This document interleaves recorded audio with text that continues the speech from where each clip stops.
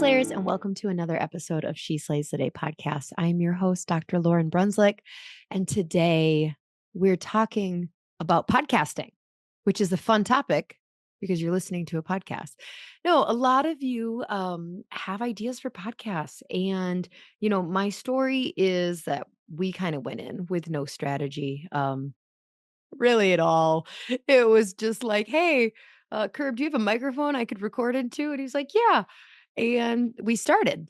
And then we started to develop strategy later and later and later. And even honestly, after this episode, it was like I went to Kirby and I was like, man, maybe we need more of a strategy besides just telling stories and making people laugh and helping them in their practice. I don't know. So, okay, before we jump in though to my conversation with Traci on starting a podcast and strategizing how to do that properly.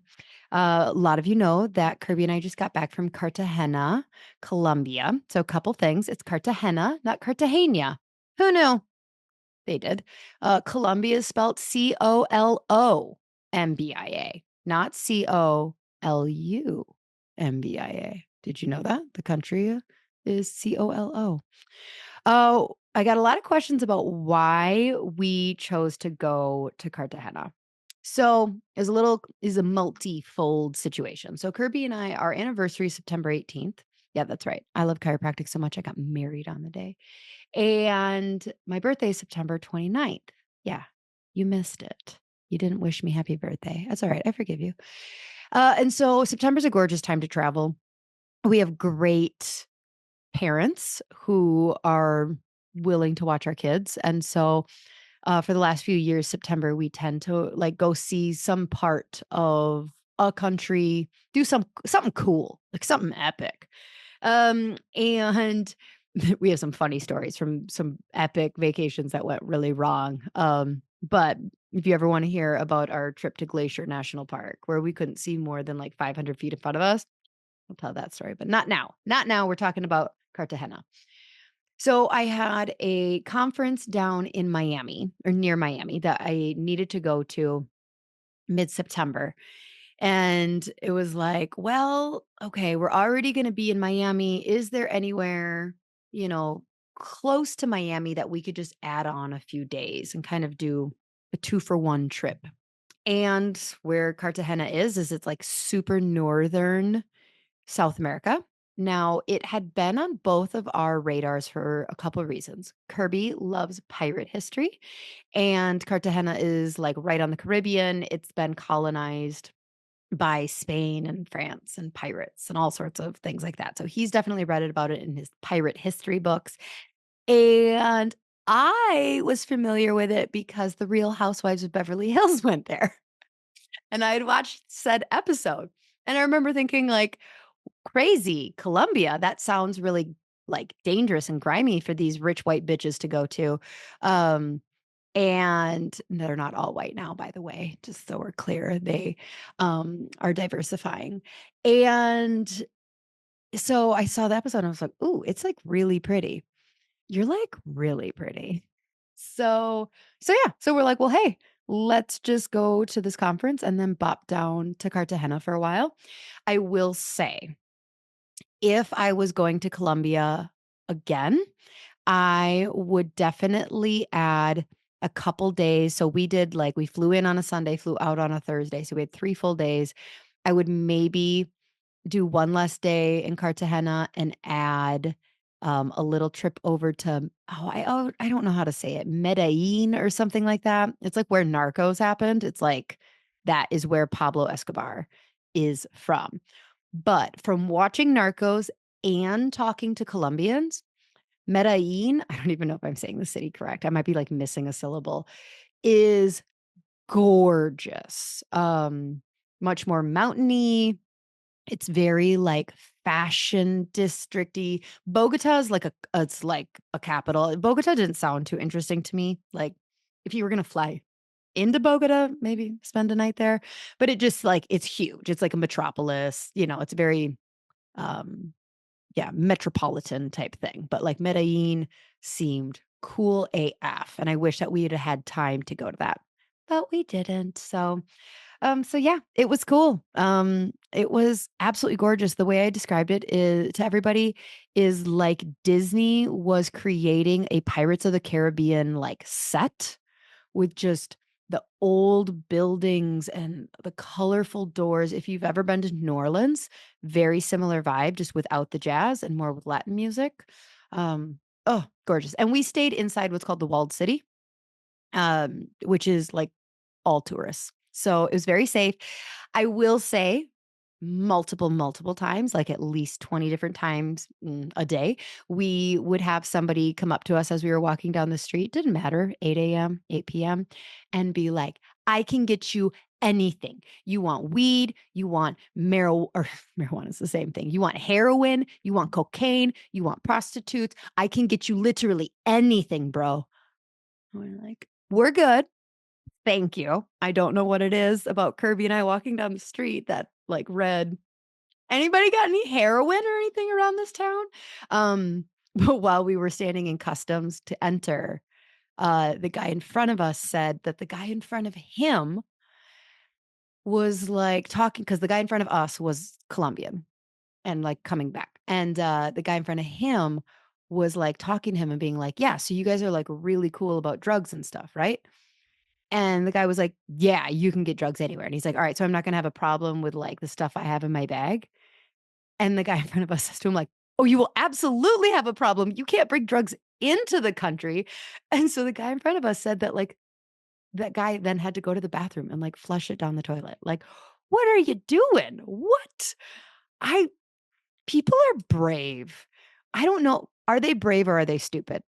Like, I am such a rule follower, like, this may surprise you, but the idea or maybe I'm not a rule follower, I'm terrified of getting in trouble. Like, I'm not talking about by the police, of everybody's, terrified of, like, going to a Colombian jail. Um, I'm terrified of, like, getting yelled at for, like, having my phone out in the TSA pre-check line. Like, I just don't wanna get yelled at.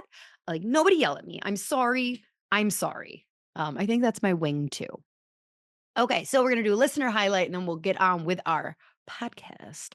So this one, who's this one from? This is from Dr. Jess DC. Specific and honest is the title. It says, "How nice it is to have a podcast where you can truly relate to the host. Love the raw honesty and the focus on chiropractic as a business and how it's okay to have frustrations with running a business, being the doctor, and wearing all the hats." Jess, thank you so much for writing a review. I really appreciate it. For those of you who haven't written a review, that would be awesome.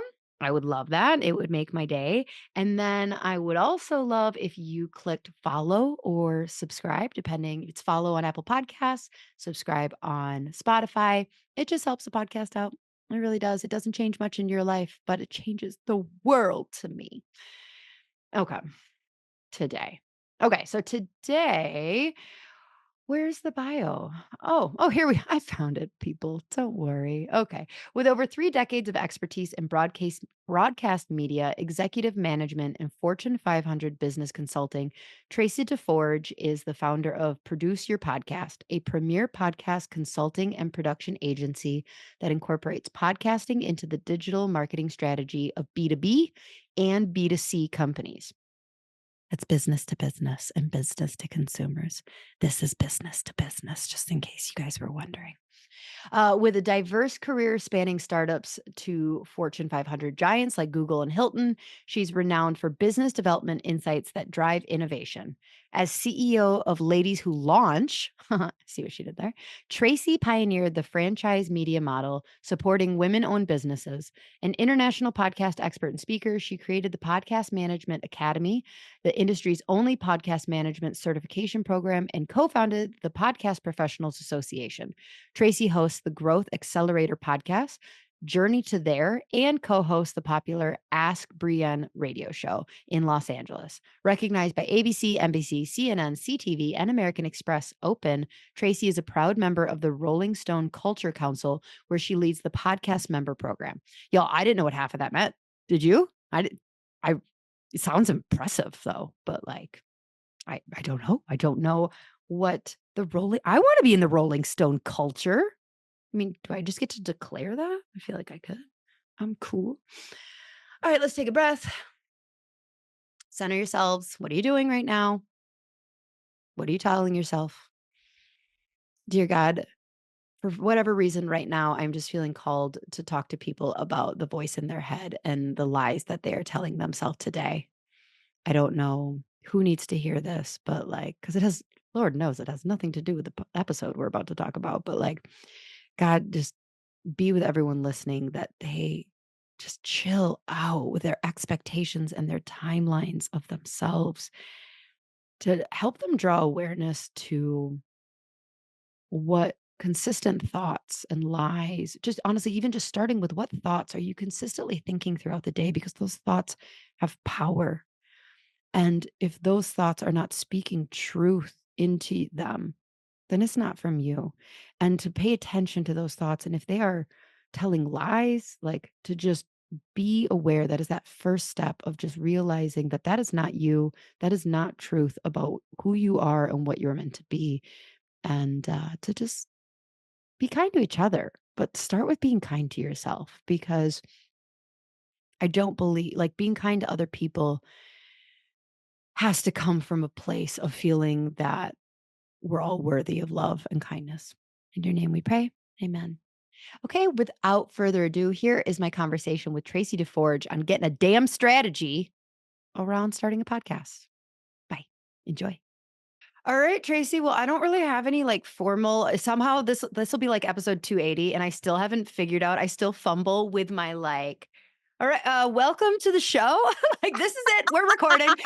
I still haven't figured out that part. Hello. Hi. That's okay. Hi, everybody. Well, I think I have an anti-cheese like response. So like when I've been on other people's podcasts and they're like, "Okay, listeners, now welcome to the blah blah blah." And I'm just like, "Ugh, is that how you start your podcast?" Not judging, but yeah, I still haven't figured it out. So, welcome to the podcast. That's where we're at. Well, thank you. Happy to be here. Okay, so today we are talking specifically through the lens because with your experience in broadcasting, which I already told people about in the intro.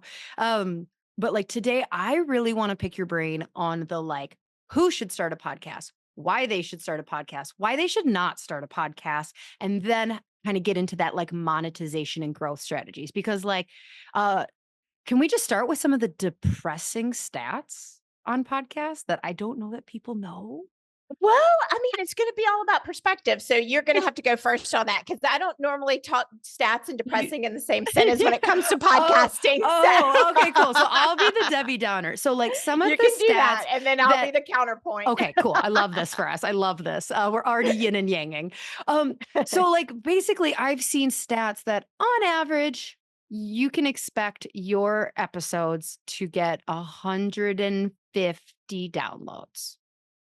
Okay, now those stats. Okay, I'm going to go with this on this because there is a lot of discussion around downloads versus stats. Okay, let's say that. Okay. So what you're really speaking to is the size, audience sizes, Yeah. and the thing that I like to remind people of is that no matter where you are in your audience size, it's all about how engaged they are with you and your content.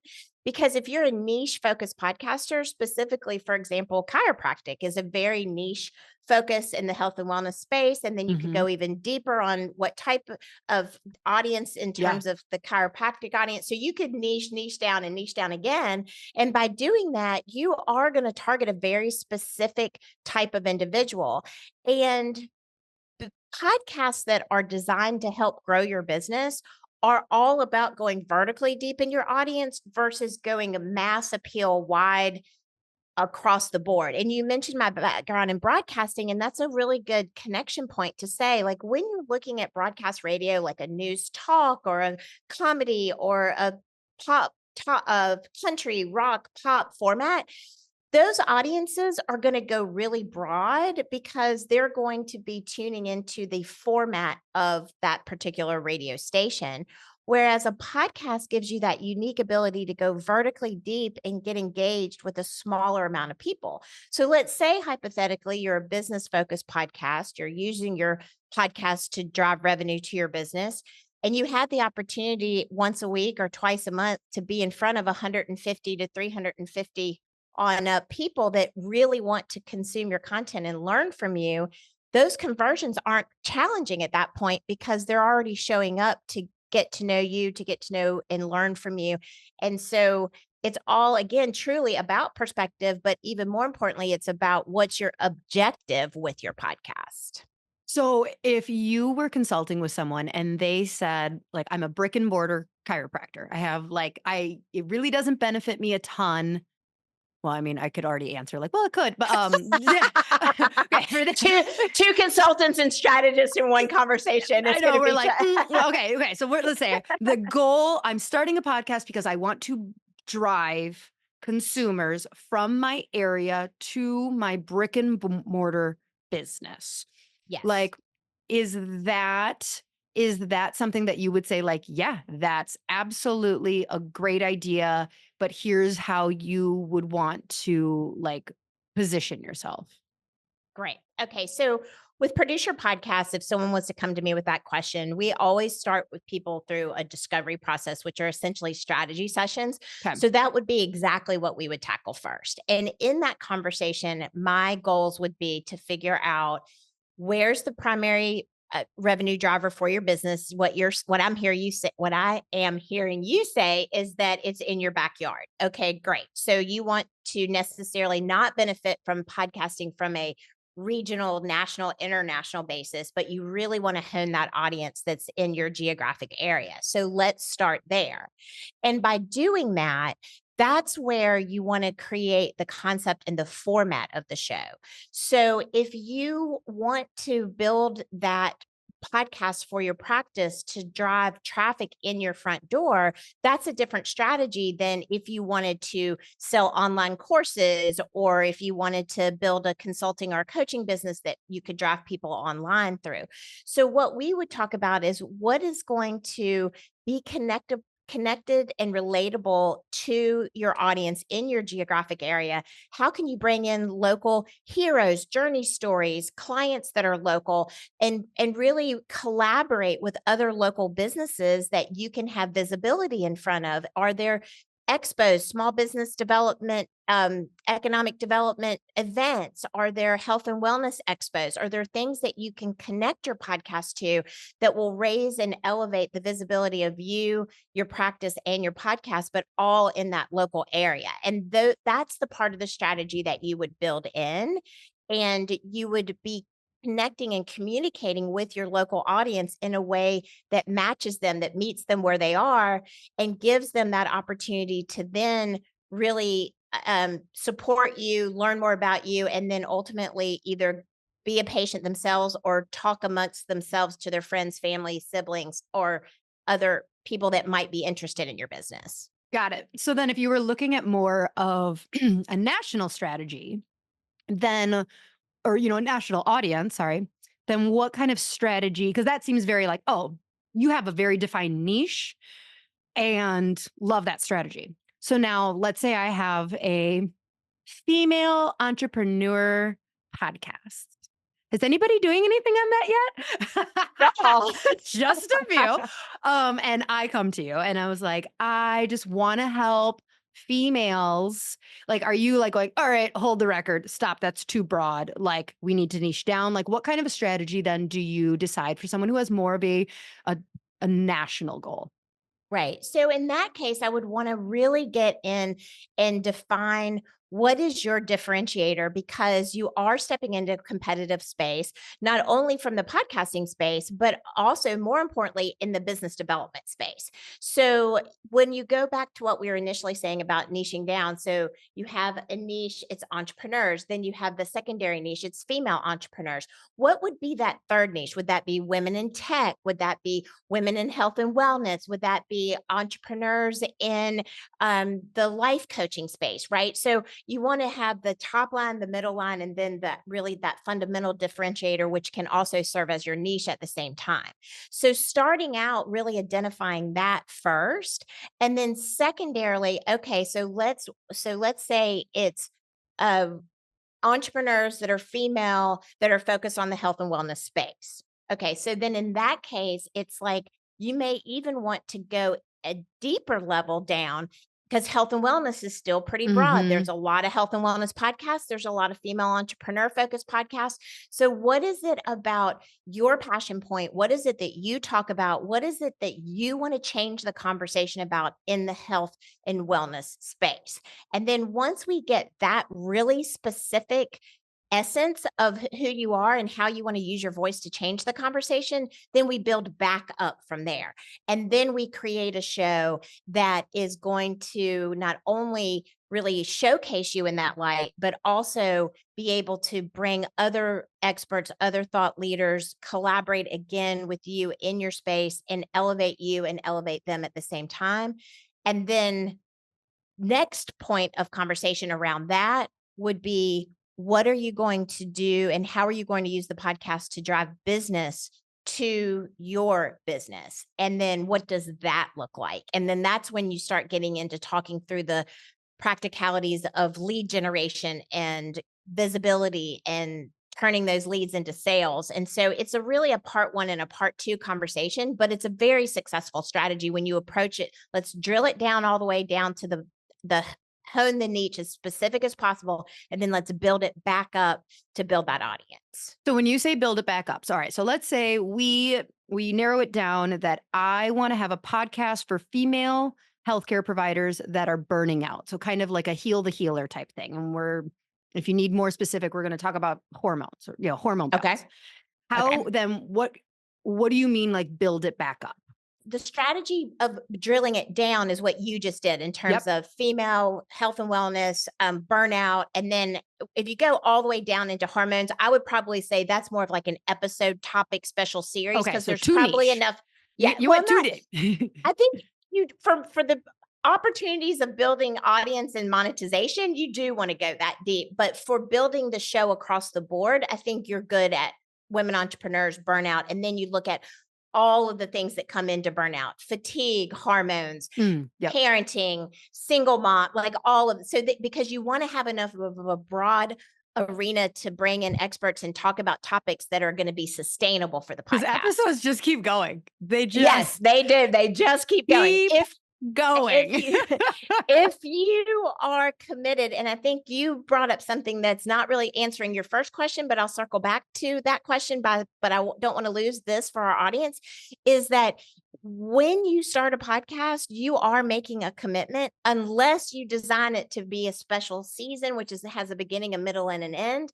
Otherwise, you are really truly committing to a content creation strategy that you want to invest in not only financially but also time, bandwidth, resources over time, because you are, now we're coming back to your next question, which was building it back up. So when I say building it back up, I'm not saying that you tore anything down. I'm saying you're basically starting from Yep. scratch. So in starting out, the best way to start to grow your audience is look at your inner network, your inner relationships, your inner personal client testimonials, people that would be willing to go on your podcast to share their experience of working with you, the people that know you, the people that have done business with you, vendors that you've worked with, like that start with your inner circle. If you think of the bullseye and the target of really hitting that dead center and then working out from there, the best way to start growing your show out of the gate is to tap into your inner network and your inner circle. And that is also the same for monetization too.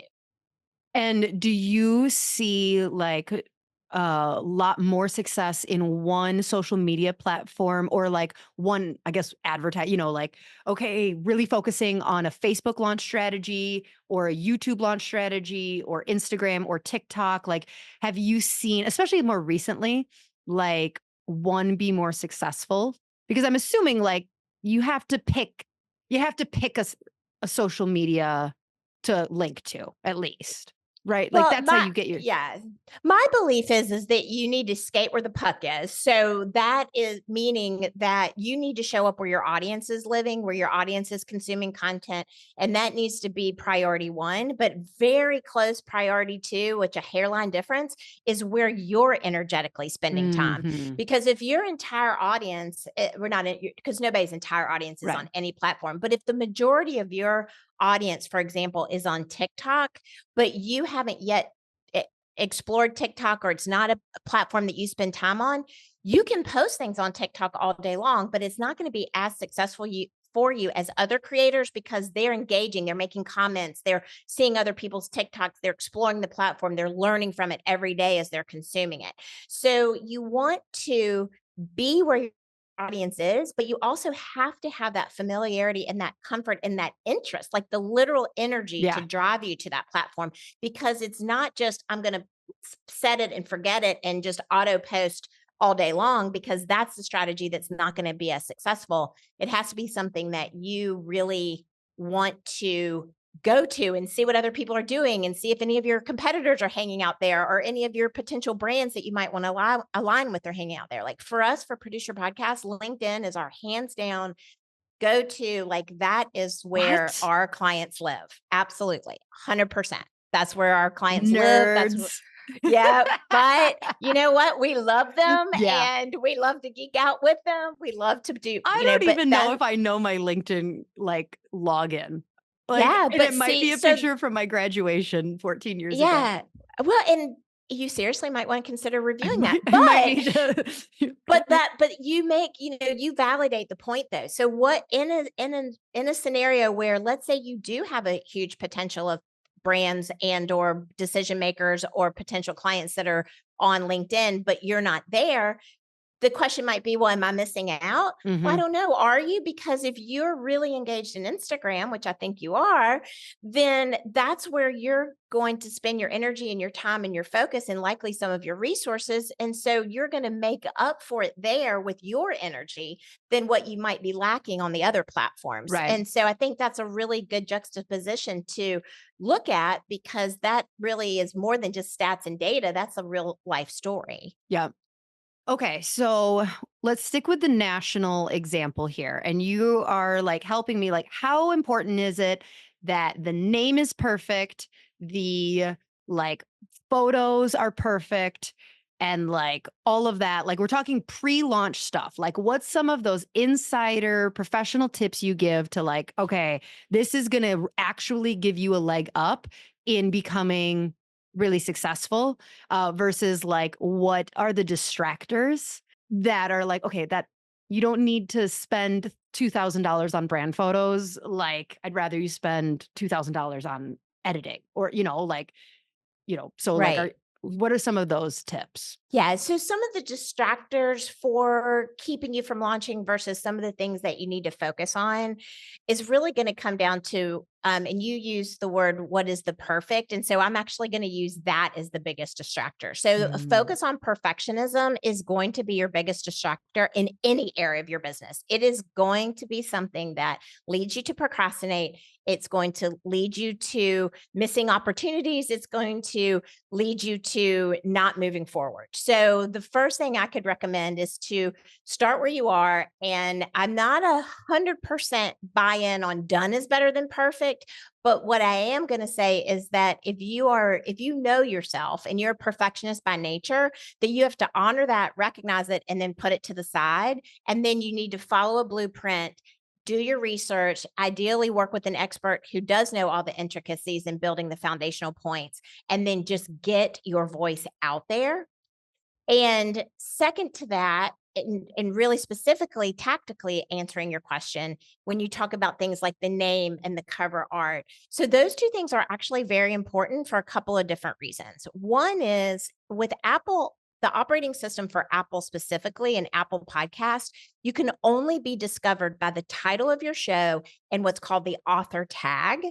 So, people would literally need to search a keyword to find you, or they would need to know your name in order to find you. So the name of your show is really, really important. So you don't want to overload with keywords, for example, but at the same time, you want to integrate words within your title that are going to lead to discovery. mm, So and it does, in my opinion, because I am brand obsessed and I eat, breathe, and sleep it, Your voice, your podcast, especially if you're utilizing it to drive revenue for your business, needs to be an extension of the brand of your business. It can't operate in its own silo, or it's never going to do what it needs to do to get those conversions, to continue that conversation, to build the brand outside of your other platforms. So there's a nice kind of foundational balance that you have to find between the title being an extension of your brand and really defining who it is and who you're reaching and how you want to do that. With the cover art, for example, it's like with anything else, you really need to love it. It needs to be a hell yes. It needs to be something that is an extension of your brand. Because I've been doing this now close to a decade, the use of microphones, sound waves, headphones has kind of been overdone.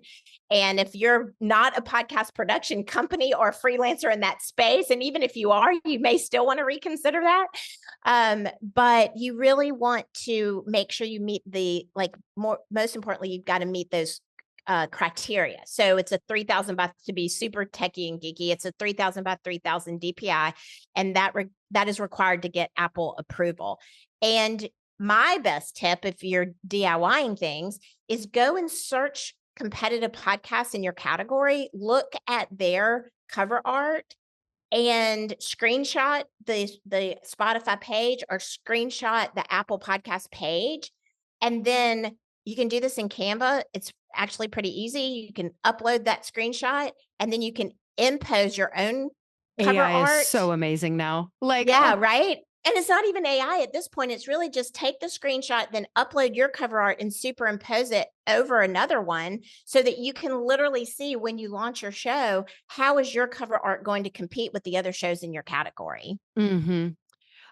Okay. So then when you're talking, because you kind of like slipped in there, like pay for a expert, That was pretty which subtle, wasn't yeah, it? yeah, yeah, yeah. So okay, so let's say that we're looking at a percentage of someone like, and this is a hard question. I'm so good at asking like this is kind of an impossible question for you to answer, but like what percentage of should go towards paying for professional strategy and consulting versus editing versus equipment? Or maybe the better way to say that is where would you save money? If like, because those are kind of like brand. I think that people get like, oh, these are brand photos and this and that. People love to spend money on brand photos, but like, when it comes to those categories, where are you saying like, okay, save your money here, you can always upgrade later? Yeah, so much of that is dependent on the objective of what's your podcast why. And the Hmm. other thing that is contingent upon is what is the size of your team? What is the skill set of your team? What is your skill set if you're solopreneur? How much heavy lifting do you want to do on your own? And how much heavy lifting can you delegate out, whether it's to a full service type agency or just to a freelancer or to a person that's already like on your team. So those are all kind of diagnostic things that you want to take into consideration before you choose the pathway that you're going to go down. If you're a busy business owner and you're running all facets of your business and you may have like an admin but don't have like a full like marketing type scenario, it's worth it to invest on the front end, even if it's for discovery and getting it launched and maybe like the first 3 episodes, Hmm. because you can observe, experience, understudy, and learn that entire process so that that can be replicated either by hiring a freelancer or turning it over to somebody on your team, but you're ensured out of the gate that all the foundational pieces are correct. When we are looking at like in terms of a percentage of investment, I'm just thinking in literal terms of our launch package, it's essentially a third, a third, and a third. A third of the investment is going towards 3 90-minute type strategy sessions that are focused on format, business development, sponsorship, monetization. So you're going to have that fully holistically covered there with your strategy with a really strong blueprint. The other third of the investment is going to go to the very technical pulling voiceovers, but choosing music Hmm. beds, show descriptions, making sure those platforms are set up correctly, all of the things that are not sexy, but just smart to make Yep. sure that you're coming out of the gate that way, because everything with search, with chat GPT becoming search, with TikTok becoming more into search, like you just need to make sure that you're set up foundationally out of the gate.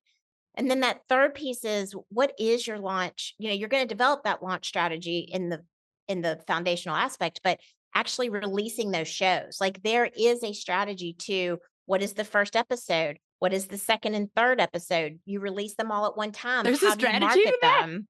There's a Yeah. strategy to Yeah, that. sure Yeah. shit wasn't for mine. Yeah, Right. Well, so and a lot of times that's the case. And so mhm, that's why, and that's totally okay, because my best advice is going to be start where you are. mhm. And then once you maybe grow, or you think I might be ready for sponsors, or I might, or my growth has plateaued, maybe it's stagnated, then that's when you might want to bring in a strategist like me, who can look at the pieces and parts and go, "Oh, okay, well, if we tweak this or change this or do this, you're going to see that those bottlenecks break through." So it's really all about timing and resources and where you are in your process. But again, I can't say it enough, start where you are and grow, and then revisit, pivot. Like everything is okay if you start. Yep. Well, that's the hard part about like, I totally agree, and, like, how perfectionism can get in the way, but, like, what's unique about a podcast is I would imagine part of your foundational strategy is gonna be like, "Okay, are you going to release once a week, every other week, or twice a week, and what days?" Right? Like, that's kind of a specific thing with podcasts where it's like, "Okay, start. Okay, it's Sunday again, just so you know, like, you need another one." And so Right. that is definitely something that, like, I agree, don't wait until things are perfect. Like, I've had people who are like, "I'm gonna get, like, 20 in the can before I launch," where it's like, "Well, it's not a bad idea as long as, like, that's not gonna take you the next 6 months to Yeah, do," right? exactly. And so it's Or kind thousands of dollars. Yeah, exactly. right. Well, I mean, so there's an interesting perspective on what you're saying too, which comes back to that whole idea of sustainability. So to your point, yes, you are going to want to decide what is sustainable for you. Is it once a week? Is it every other week? Is it once a month? So you want to Okay, like are you actually recommending anybody do once a month, though? here's what I will say. Like, I look at all I the best podcasts, and they're doing twice a week. The largest and fastest growing podcasts release at least once a week. Yeah. Okay, but it's your objective. So what if, like, let's look at that person who's like, "Tracy, I'm here. I'm telling you, I can only stop down to record once a month. Once a month. That's it. Can't do anything else." And it's not even like maybe a resource issue. It's a literal bandwidth issue. So then what I'm going to do as a strategist is I'm going to say, okay, what can we do in that 1 hour that you're willing to commit to record your content?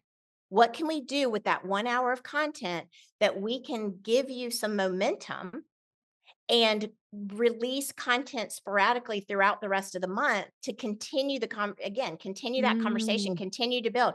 So maybe So you maybe you're not record for releasing 1 it. hour, Mhm. right? But then you get 2 30-minute episodes out of that. Maybe you get 2 20-minute episodes and 2 10-minute episodes. So now you're really, things are starting to look interesting for you, because you've got 2 longer form pieces of content you can release every other week. You've got 2 shorter form pieces of content that you can upload and repurpose into YouTube and TikTok and reels and stories.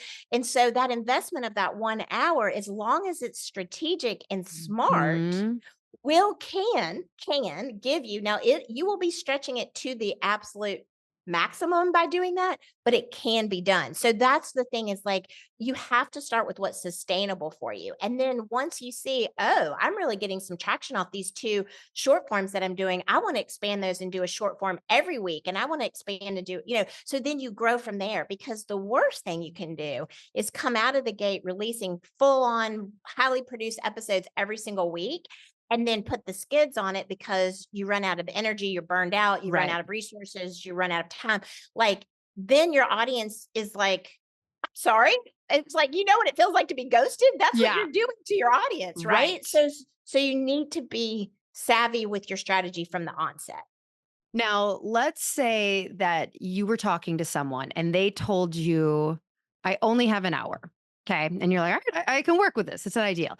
Now, I would imagine that if that person is like, "Okay, what's your goal with your podcast?" And it's like, "Well, I have this course I want to sell." It's like, "Okay. All right, cool." There's a whole rate. But if it was like, well, I just really want to get my message out there and like start a podcast and eventually I want to like do a this and this and this, would you kind of be like, well, maybe if you literally only have 1 hour a month and you don't have like a super valuable goal, like maybe just now isn't the right time?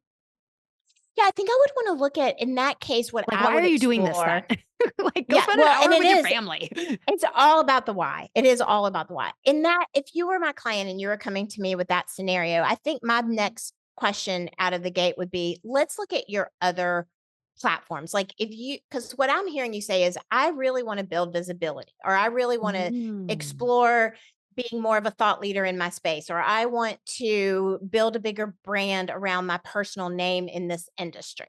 So my question is going to be, not whether or not the podcast is right for you or is this the right time. My question is going to be, how is the podcast going to fit into all of the other things that you're doing to build your brand? Because if it's the only thing you're going to do and you only have 1 hour a month, Right. you're going to have a boulder pushing up a hill and you're going to be frustrated. And what happens when we get frustrated? What happens when we get irritated? What happens when we're not seeing traction fast enough?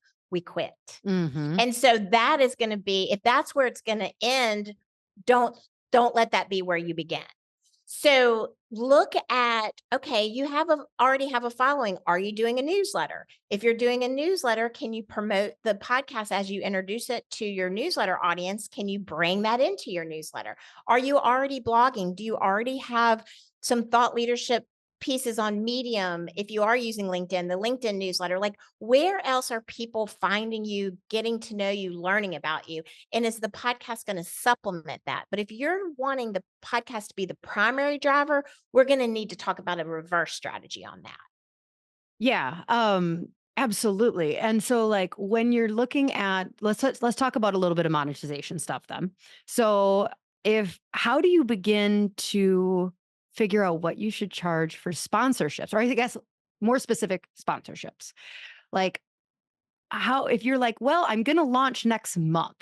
How are you pitching sponsorships or are you not? Like do you need to like do a couple months of episodes and then like present data of like and how are you figuring out pricing? Because when you go if you just Google pricing, it's like $100 per 1,000 downloads or something like that. Like it's like, oh, Um, or something. Yeah. Right, right. Okay, so what you're um talking about in terms of Googling, so that's what's called the cost per thousand model, where the cost per thousand industry standard right now is somewhere between 23 and $25, which isn't going to make anybody Per rich if they thousand. have Yeah. less Okay. per Yeah. I thought thousand. If they I have, remember it if was they like have, really bad. yeah, if you have less than 1,000 downloads, that's really not going to retire you Yeah. anytime soon. So what we coach people through in our sponsorship circle is the more of a non-traditional sponsorship model. And that's going to come back to two things we've already hit on in this episode, but I'll restate them. One is the type of inner circle network that you have both personally and professionally. That's priority one. And then secondly is, what other audience touch points do you have accessible to you pre-launch? So what is your social media following? Do you have a blog? Are you sending out a newsletter? Are you guesting on other podcasts? We have a lot of podcasters that come to us that want to launch a show because they've had so much success guesting on other people's podcasts. So has that been a part of your marketing strategy? So if in the stars align, you've been guesting on other podcasts, you have a highly engaged newsletter audience. Highly engaged does not mean 10,000 people. It means, have you been consistently sending out a newsletter? Do you have 1,000, 1,500 people? How is your social media following? Do you have 5,000, 10,000 cumulative? So all of those are building blocks to your pricing. Okay. Because when you have a conversation with someone pre-launch specifically, they are buying the idea of you and what you're going to be bringing to that show based on either the relationship that they have with you personally or professionally, the fact that you've been doing business with them. So let's say if you are a brick and mortar business and you've been supporting vendors for the last decade and they know you, they know the quality of your work, they know your clientele, or clients that you've been working with over the years that own businesses that might be want to be aligned with your new audience. That's a completely different conversation because you're like, I'm going to be taking all of the things that I've been doing the last year, 2 year, 10 years, however long, and I'm going to push all of that into this podcast. And do you want to be a part of this out of the gate? Right. Mhm. So now it's not about downloads at all. It's about, I've already done this amazing stuff up to this point. I'm just going to put the cherry on top of this podcast. Come along with me on this journey. And then the pricing piece of that is Yeah. going to be determined on how much of those visibility pieces can you offer that person.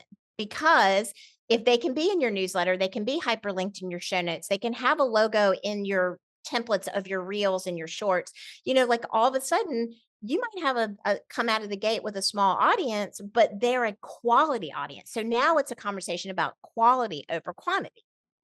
And then the number of touch points that they can have access to when it comes to meeting the win-win-win of the brand, the podcaster, and the audience. How are you providing value to the audience that's then going to provide connection to the brand that's going to help you monetize? And then it builds this entire ecosystem for you. All right, I'm gonna ask you another impossible question. That's Okay. fine. I love them. Keep them coming. Because, like, nobody likes to talk like, I can't necessarily just call up another chiropractor and be like, "Hey, what do you charge for this?" Unless I, like, deeply know them or whatever, right? And so it's, like, kinda similar with podcasting, especially when you're talking about niche stuff. So, like, up until a year ago, I went to a Kajabi their, like, big annual conference, and I was across the table from someone who has a podcast. It's a niche podcast, and she has about 1,000 downloads a week, and it was, like, for, like, upper level administrators within school districts, and I was like, "Wow, that's all right, that's niche." Niche. And she's like, That's "Yep," and, niche. and I'm like, "I can relate to this. I'm not even all chiropractors. Like, some chiropractors hate me because, like, not a lot, just a couple." And It's okay. If you got haters, you're doing something yeah. right. Um, and so I was like, okay, I feel like we're mirror podcasts. Can I ask what you charge? Because the answer you always get is like, well, you can charge whatever someone's willing to pay you. And I'm like, I know, but I know when I go to, like, if I approach a chiropractic company and they're advertising on multiple other chiropractic podcasts, they're not going to say like, "Oh, you're only going to charge $100? Oh, that's a deal. I'm paying so and so 500." And so so I finally got to have somebody give me a real number of like, this is what I charge my people for pre-roll, mid-roll, end roll. And I was like, "Okay, thank you. I can take that and replicate it." But like, if again, how are you're talking about probably charging between $1 to $500 or 50 to 300 starting out, assuming someone has less than 10,000 followers, less Right. than 10,000 people on their email list, like, in that. Right. Okay. So, first off, I am personally never going to say to anybody that you charge what people are willing to pay for, because I don't believe that that's personally for me. That's not a strategy I like to endorse. Not helpful. I am more about how much value are you going to be able to provide to this brand or to the sponsor, and is it going to bring your audience closer to you? And if that's a value to your audience, in that case, what can we create? Now, what you were saying, pre-roll, mid-roll, all of those things are very standard. If you have 10,000 downloads per episode or more, you very well qualify for the cost per thousand model. Agencies will represent you. It's a beautiful thing. If you're 9,999 or less, but in a lot of cases, the the podcasters that we work with business growth focused podcasts, they're anywhere from 350 to 1,500 downloads, right? Mhm. So what are you looking at in terms of pricing when it comes to that? That is all contingent on that other sphere of touch points, Mhm. but it's also in terms of how you're going to integrate the sponsorship into your show. So I not going to fight an uphill battle on pre-roll and mid-roll, because that's the industry has set that. That's what agencies are buying. But I'm going to look at other ways that you can add value. So, one of the things that we talk about a lot is we call it the arena rights sponsorship package, which is, some people might say premium, some people might say title. We say arena rights because if you're driving down the street in your neighborhood and you have, and I use this metaphor all the time, the Verizon Wireless Stadium or the Mercedes Benz Amphitheater, like they are naming the arena, right? Mhm. In your case, your podcast studio is your arena. So you can not dilute the content with live reads and really kind of like burden down your content, especially when you're first starting out. You can sell a sponsorship that just every time you open the mic, your studios are powered by a brand that wants to be aligned with you and your audience. You can start there and not even have to include a live read. I mean, the better the package, the more the visibility, the higher the price point. But pre-launch, you could just start with, here are my production costs in your mind. Here are my production Mhm. costs. This is what I need to get covered for the next 6 to 12 months. I'm going to open up a powered by slot in my show. Here's a vendor that I've worked with for a dozen years or a dozen months, or I have a relationship, or my husband's best friend's business happens to align with my podcast topic. They might really benefit from being involved as a powered by sponsor. So you build the baseline there. Then secondarily, you think about, what's a special segment of content that I could drop into my show? Again, what's in it for my audience? So there's a valuable, whether it's tactical takeaways, rapid fire questions, whether it's a very specific piece of content that is named something that's I mean, we have a sports podcast that does a special segment called Get Off My Lawn, and it's a rant. The podcast is fans first, but Get Off My Lawn is a rant about something that's going on, that the fans are upset about. But then they also have a special segment that's called Flip the Switch, where they interview someone, and it's like, maybe it's a famous baseball player or something like that, but they flip the switch on the content and ask something very personal that the audience, the fans, wouldn't already know, right? So those are just some Mm. examples of some special segments. So now that podcast has these two special segment components that they can It's align not a just brand this with. boring 60-second No. oh, ideas are so cool. I love ideas. It's just like, wow, you must do this for a living. Well, I love ideas, but I love innovation. And Mhm. and if you can consistently innovate in this space, or any space really, but if you can consistently innovate your content, your format, how you're producing your show in terms of these special section and special segment and the special series, like we mentioned that earlier when we were talking about niching down into burnout, then to another layer of hormones. We work with a fertility focused podcast. We built out a 5-figure sponsorship blueprint for them because they have surrogacy, they have IVF, they have co-parenting. Like, there's so many different topics that go into, there's the financial piece, there's the legal piece. You could do a special series every single quarter and talk to CPAs, attorneys, trust, surrogate. Like, the possibilities are endless, Mhm. and you're repurposing existing episodes to do that. You're not even having to Wait, what do invest you in new episodes. What do you mean? Say more, because now I thought I Okay. understood, and then you said use Well, the word because repurpose, and I know. my ears perked I up threw you because a curveball. I Yeah, love I threw you a repurposing. curveball. Yes, and you have a lot of episodes, and I did that strategically because I thought you might take that bait. So you can create your own independent special series. Let's say, again, we went through the whole thing, burnout and then hormones. And then you create a special series that has experts talking about hormones, things like that.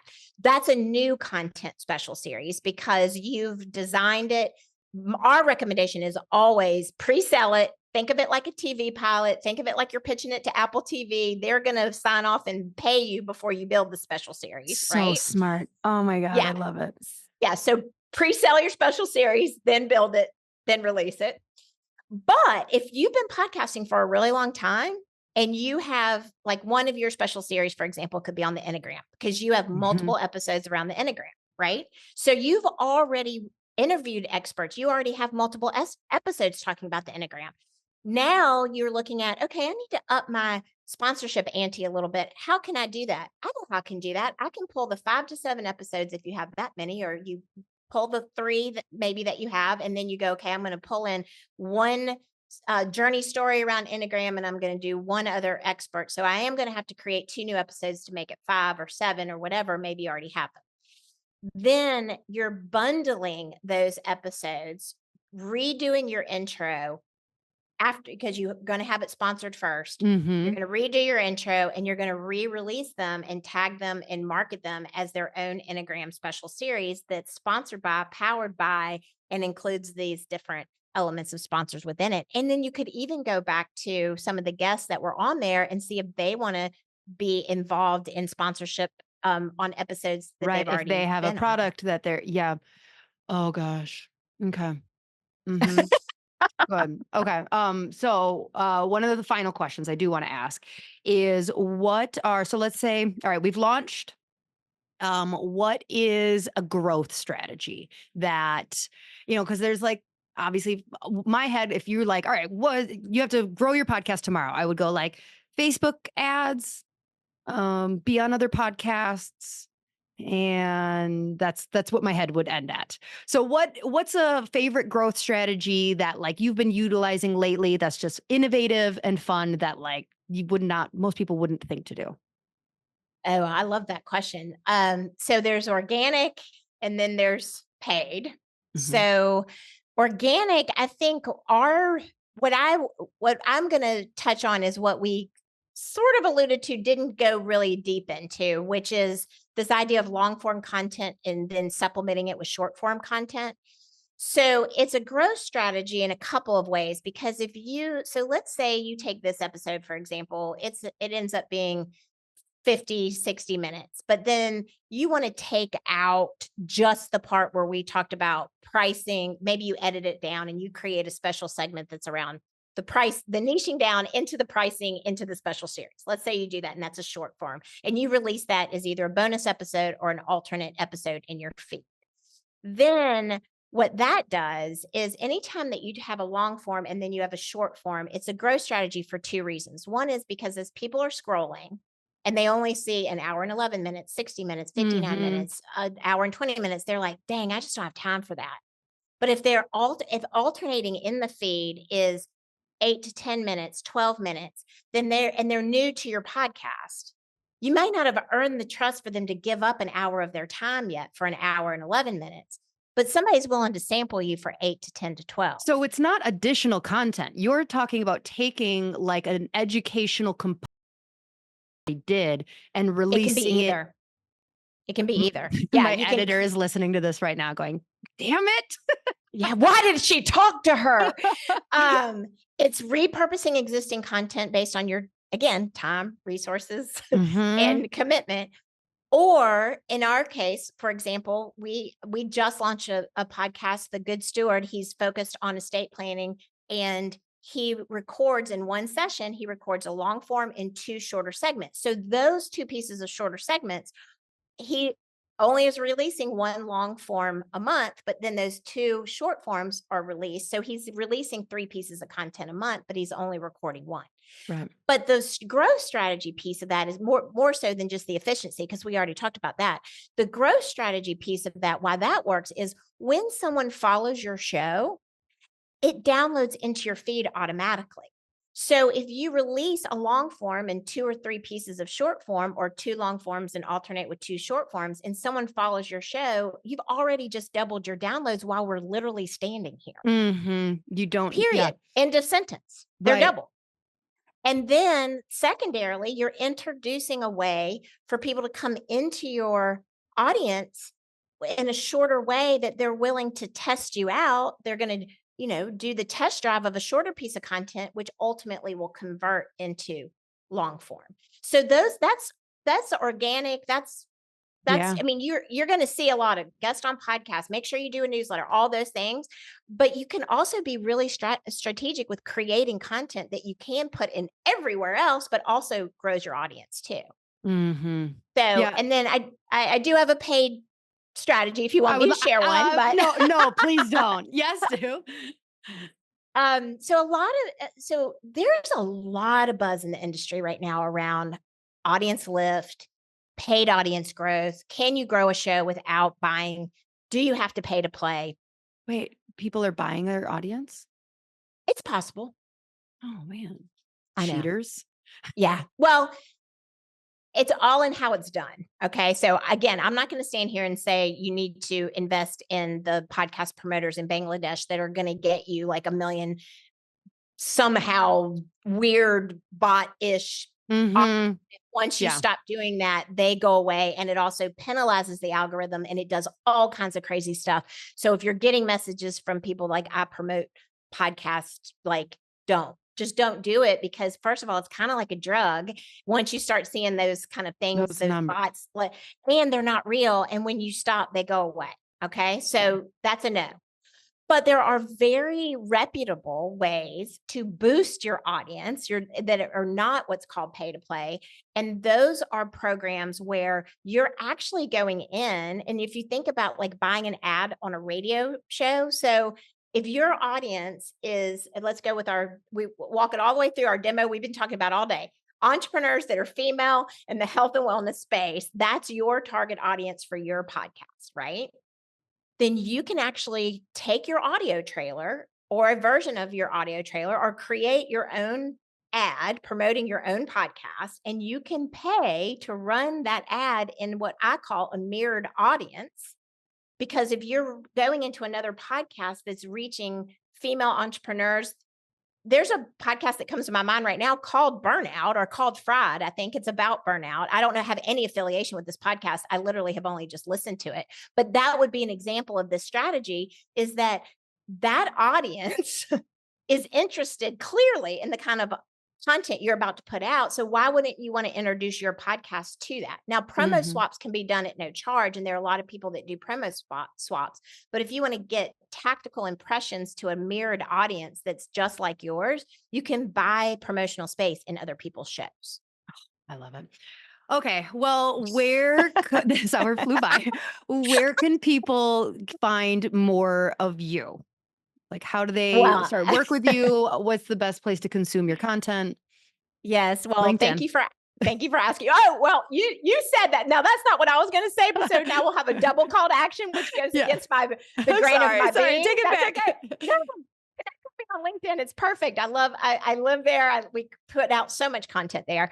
But produceyourpodcast.com is our website, and it has just an amazing, it's a resource library. It has all the things that we talked about today. There's tons of blog posts.